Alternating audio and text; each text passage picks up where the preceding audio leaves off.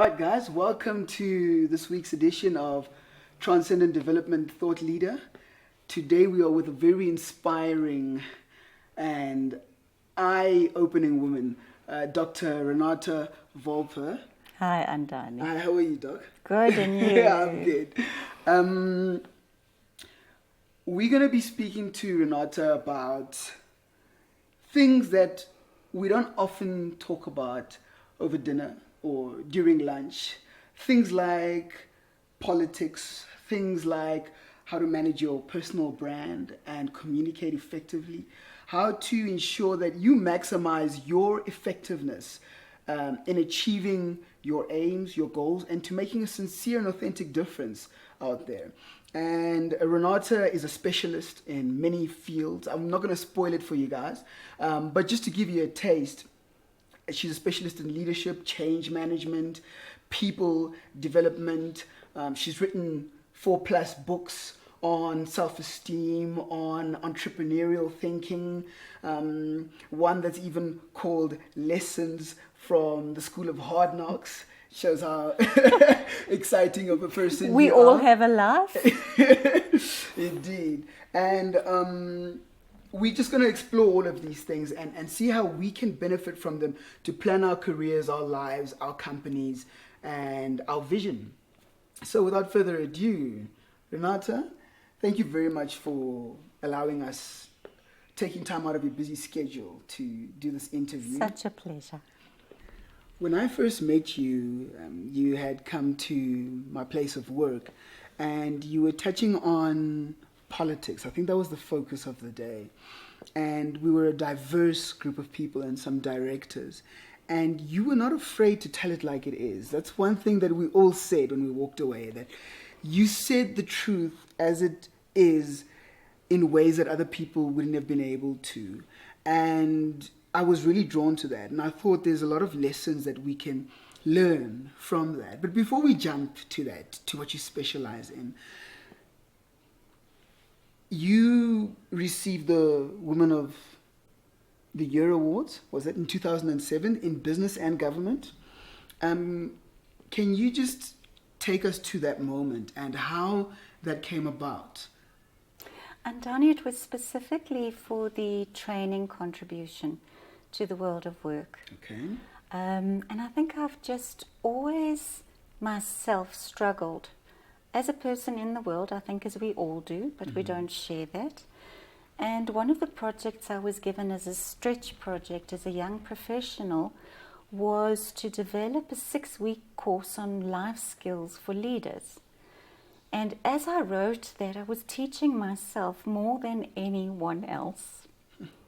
And I think that whole emphasis of making things practical and making them teachable is something that's driven me, together with needing to make a difference for people and having a sense of meaning and purpose in my life.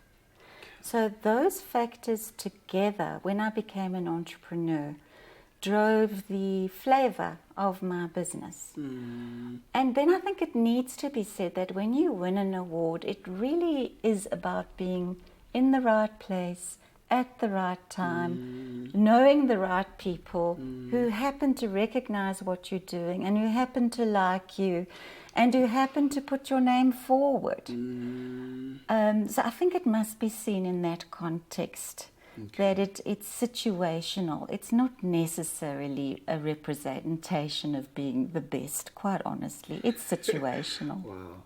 I appreciate that, that honesty and that context, because what tends to happen is in society, and particularly, young people or those who have aspirations, we look up to others, not realizing what it really takes to get there. And we sort of externalize everything and think that others have something special that we may not possess. And you seem to be a firm believer that anyone can develop leadership traits and communication skills and interpersonal skills. But this is something that you experienced through your own journey. And I'm very curious as to where this all started. I know you've got a lot of experience, 20+ years in corporate South Africa, and to move from that to becoming an entrepreneur and a consultant. If you could just give us a little bit of that journey for you. How did that come about? Andani, I was a young person with intellectual intelligence, not a lot of emotional maturity, a very gentle soul who wanted to help people. So I think it doesn't require much explanation that there were a lot of hard knocks along the road, because I wasn't shrewd, I wasn't tough, I wasn't premeditative. I was idealistic and naive.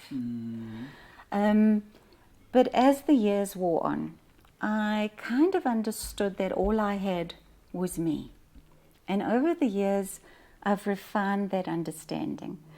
When you said what appealed to you about me when you met me was that I spoke the truth. I've realized over the years, nobody taught me about a brand, but I've realized that my brand is that I say the things other people only dare to think.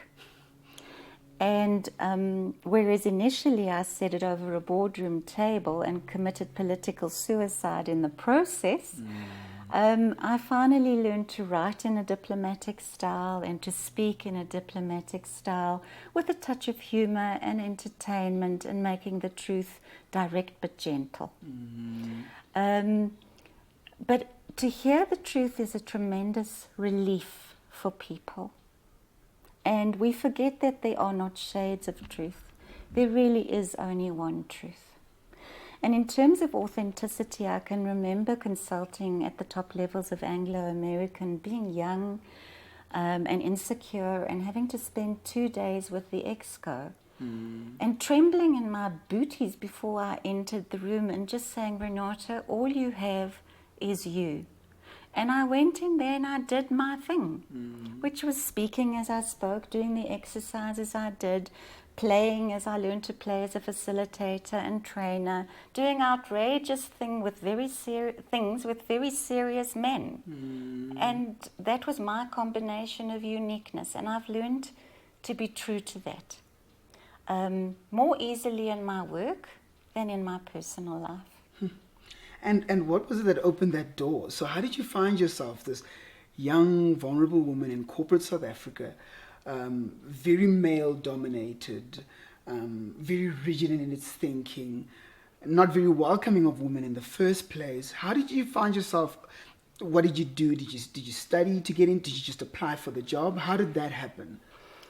It was a situation where I had a particular mentor. I was an idealistic social worker, and I burnt out within 4 years.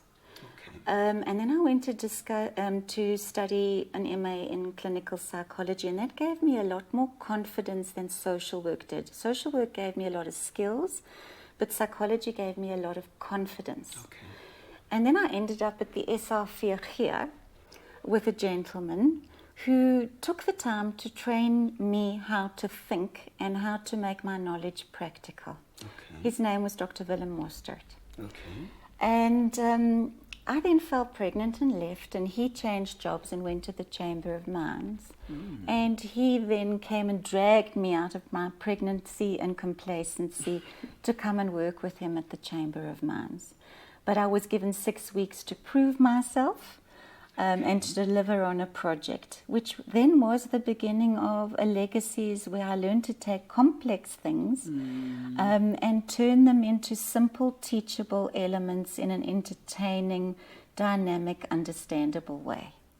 So you were a new mother at this stage. Yes. You had just had your child. Yes. And this mentor comes and throws you in. Absolutely. In the deep end. Yes. And you were given 6 weeks to come up with this program. Yes. And what was the program expected to do exactly? The program ended up in my doctorate, which was that it addressed young technical experts who would in later life become leaders in the industry, in that case, and at that time in the mining industry. But as we know, technical people often struggle with interpersonal, managerial, people management competence. So that was the focus of the project, which eventually became my doctorate. Wow. So you had to take engineers, left brain type of guys or specialist artisans. Well, many were guys then, guys and girls. And you had to convert them into people who could lead, who could communicate, who could connect. Yes. And if there are, 3 lessons or anything that comes to mind from that period of being young, being a new mother, being expected to prove yourself in an industry which is very tough, what were the lessons you learned? I'm sure you spent sleepless nights and, you had to figure out how to do this and make sure you don't let your mentor down and don't let the team down. What are some of the lessons you took out of that period of your life? Andani, I think I'd just like to share, particularly with the woman, that although I was married, I was always the breadwinner. Wow. So that was a very real pressure. And I think what were my strengths then, I have to recognize as my weaknesses in later life. My strengths were that I come from a Germanic background and I drove myself to be better, smarter and faster. So I would work all day, I'd come home, I'd be a mother. I would then study for my honours and masters and I would sleep 4 hours a night. And then the next morning I would get up and drive to Witbank or Carltonville. But I was young and I had the energy and the passion and the ego to do that. I think ego was a strong driver. But what was a strength then, and I think is a weakness in later life, was that I was brought up to require people's approval. Okay. So I pushed hard to please. I didn't have boundaries. I didn't know how to say no. I didn't have a sense of myself. So I just pushed harder and did better and performed more. And I think that eventually led to my success, but it also at times led to my burnout. And in later life, I've had to understand that it's not about pleasing people, it's about being who you are and understanding that those who matter won't mind and those who don't matter will mind, and that we are only ourselves, that we need to learn to say no, and even as employees we're allowed to say no, that we need to have boundaries, but most of all, Andani, we need to have values. I sacrificed my first marriage of 13 years on the altar of divorce and academia and aspiration and ego, because I sacrificed my values to corporate values. And even when I became an entrepreneur, I realized that I was chasing money, and I had to learn to draw a line in terms of, if I say my family is important, if I say my children are important, then I cannot work weekends. Then I cannot travel for 2 years at a time, as I did with the Department of Justice. And sometimes you have to work out how much is enough. So somehow as an entrepreneur, I've learned that integrity and values and drawing boundaries actually create a reputation which people can respect.